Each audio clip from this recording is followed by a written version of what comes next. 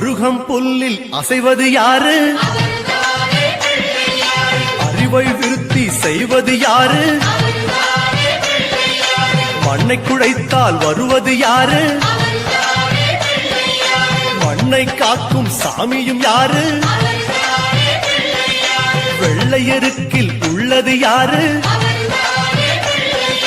வெற்றி கொடுக்கும் கடவுளும் யாரு? முன்னே வந்த சாமியும் யாரு? அவரும் வாழ்வது எங்கே கூறு?